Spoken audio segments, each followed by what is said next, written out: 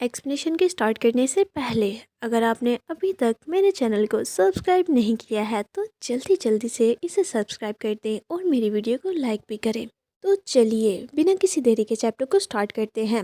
Chapter کے start میں ہم ہاسپٹل کا سین دیکھتے ہیں جہاں پر ڈاکٹرز اور نرس ایک اسٹریچر کو پکڑ کر جلدی میں کہیں لے جا رہے تھے۔ ہم دیکھتے ہیں کہ اس اسٹریچر کے اوپر معان تھا اور کوئی زور سے چلاتے ہوئے بول رہا تھا، معان پلیز اٹھ جاؤ۔ شاید اس کی حالت کافی زیادہ خراب تھی۔ اس کے بعد ہم روم کا سین دیکھتے ہیں جہاں پر ٹریٹمنٹ ہونے کے بعد معان سویا ہوا تھا، جہاں پر ڈاکٹر معان کی سسٹر کو بتا رہا تھا کہ پیشنٹ کی باڈی تو بالکل ٹھیک ہے مگر سائیکولوجیکلی وہ بالکل بھی ٹھیک نہیں ہے۔ اگر ہم اس کے پریویس مینٹل ڈس آرڈر کے بارے میں دیکھیں تو اس دفعہ اس کا کیور ہونا بہت مشکل ہے۔ مجھے معاف کرنا، پیشنٹ ابھی مینٹلی بالکل بھی سٹیبل نہیں ہے۔ اب آپ صرف اچھے سے اس کا خیال رکھیں اور کیور ہونے کے لیے ہمارے ساتھ کوپریٹ کریں۔ جسے سن کر اس کی سسٹر کافی زیادہ گھبرا جاتی ہے اور جلدی سے آگے بڑھ کر ڈاکٹر کو پکڑ کر چلاتے ہوئے پوچھنے لگتی ہے، امپوسیبل، ایسا کیسے ہو سکتا ہے؟ یہ بالکل پاگل پن ہے۔ ڈاکٹر پلیز دوبارہ سے اسے چیک کریں۔ یہ سب بولتے ہوئے وہ رو بھی رہی تھی۔ ہم دیکھتے ہیں کہ جب وہ یہ ساری باتیں کر رہی تھی تو دور کھڑا ایک رپورٹر چھپ کر اس کی پکچرز بنا لیتا ہے اور سوچتا ہے یہ تو بہت بڑی نیوز ہے۔ اس کے بعد ہم ہاسپٹل روم کا سین دیکھتے ہیں جہاں پر اب اس کی سسٹر معان کے پاس بیٹھی ہوئی اس کا خیال رکھ رہی تھی اور اس سے پوچھتی ہے کہ تم کیسا فیل کر رہے ہو؟ کیا تمہارا سر ابھی بھی درد کر رہا ہے یا کیا تمہیں بھوک لگی ہے؟ وہ کافی زیادہ ورڈ تھی مگر معان تو اس کی کسی بھی بات کا کوئی رپلائی نہیں کرتا۔ وہ ابھی بھی کافی زیادہ صدمے میں تھا اور بالکل ایک اسٹیچو کی طرح بیٹھا ہوا تھا، جس کی ایسی حالت کو دیکھ کر اس کی سسٹر اب رونے لگی تھی اور اسے کافی زیادہ برا لگ رہا تھا اور وہ جلدی سے آگے بڑھ کر اسے ہگ کر لیتی ہے اور بولتی ہے، مجھے معاف کرنا، یہ ساری میری غلطی ہے، مجھے تمہیں چینلنگ کو ڈھونڈنے کا نہیں بولنا چاہیے تھا۔ یہ بول کر وہ زور سے رونے لگتی ہے مگر اب بھی معان کوئی بھی ریئیکٹ نہیں کرتا اور بالکل ویسے ہی بیٹھا رہتا ہے۔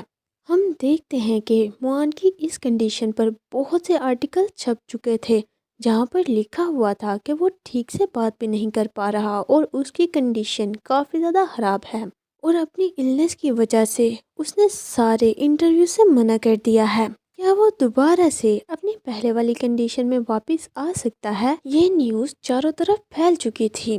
ریڈ ہیئر والا پرسن بھی اس نیوز کو پڑھ رہا تھا اور وہ غصے سے لنکی کو موبائل دکھاتے ہوئے بولتا ہے کہ تم خود ہی دیکھ لو، معان کو پاگل کرنے کے بعد کیا اب تم سیٹسفائیڈ ہو؟ جب لنکی اس نیوز کو دیکھتا ہے تو وہ کافی زیادہ شوک ہو جاتا ہے اور اسے اب بہت برا لگ رہا تھا۔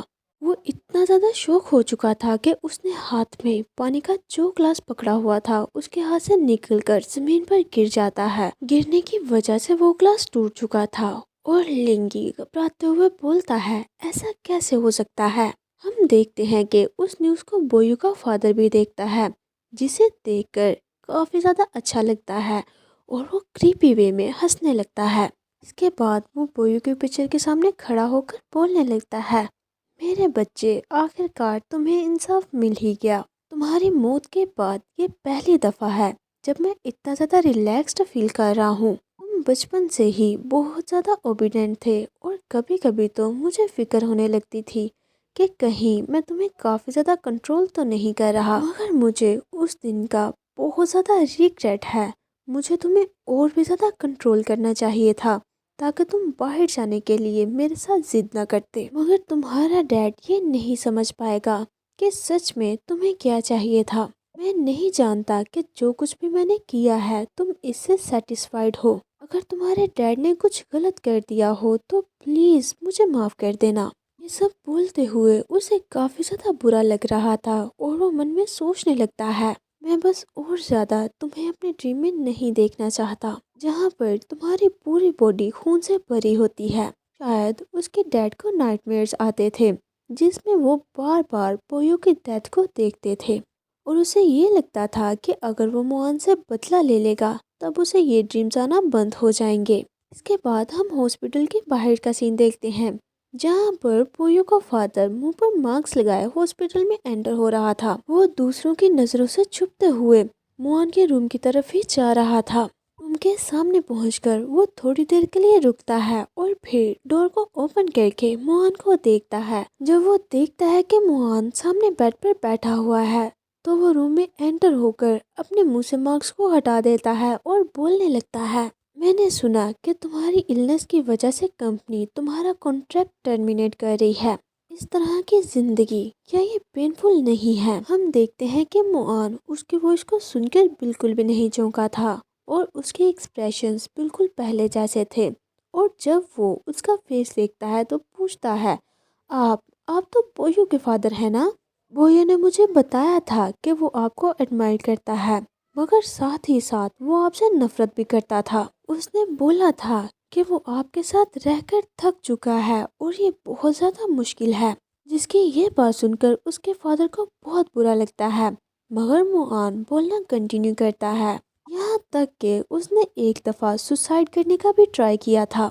सुसाइड वाली बात सुनकर उसका फादर काफ़ी ज़्यादा चौंक जाता है और जल्दी से आगे बढ़कर चिल्लाते हुए बोलता है, ऐसा नहीं हो सकता, मैंने उसे सब कुछ दिया जो कुछ भी उसे चाहिए था, फिर भी वो मरना क्यों चाहेगा?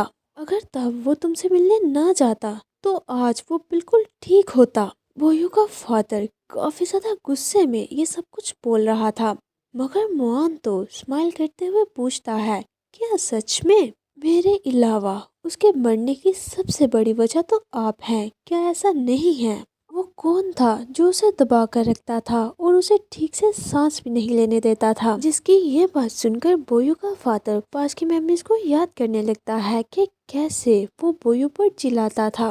मोहन बोल रहा था, क्या आपने कभी उससे पूछा कि उसे क्या चाहिए, उसे क्या पसंद है? आपने हमेशा ही उस पर वायलेंस किया है और बात बात पर कंप्लेंट्स करते थे।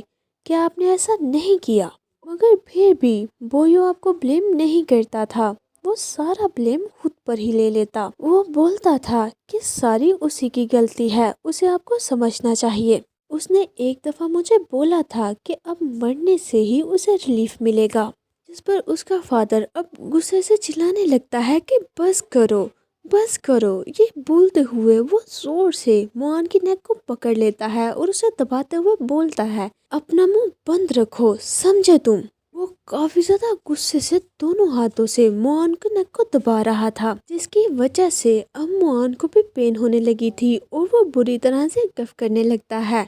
उसका फादर चिल्लाते हुए बोलता है, जाओ जाकर मर जाओ। वो चिल्लाते हुए बार बार यही बोल रहा था। वो बिल्कुल भी एक्सेप्ट नहीं करना चाहता था कि उसके बेटे की मौत के पीछे उसका भी हाथ है। उसने हमेशा से ही मोहन को इन सब चीजों का कसूरवार बना दिया था। कहीं ना कहीं उसे ये पता था कि उसकी भी गलती है, मगर वो ये मानना ही नहीं चाहता था। उसने अपने मन में ये बात बिठा ली थी कि मोहन की वजह से ही उसका बेटा मरा है और मोहन भी यही समझ रहा था कि सारी की सारी गलती उसी की है। वो भी अभी तक उसकी मौत के सदमे से बाहर नहीं निकल पाया था। गाइस, आपको क्या लगता है कि अब क्या होने वाला है? क्या लिंगी मोहन को समझ पाएगा और उसका साथ देगा, या क्या वो अपनी पूरी लाइफ खुद को कसूरवार समझता रहेगा और बिल्कुल भी इस सदमे से बाहर नहीं निकल पाएगा? जल्दी से अपना आंसर कमेंट बॉक्स में बताएं। अगर आपने वीडियो को यहाँ तक देखा है तो प्लीज़ इसे लाइक भी कर दें। तो चलिए मिलते हैं आपसे नेक्स्ट वीडियो में। तब तक के लिए take care and bye bye.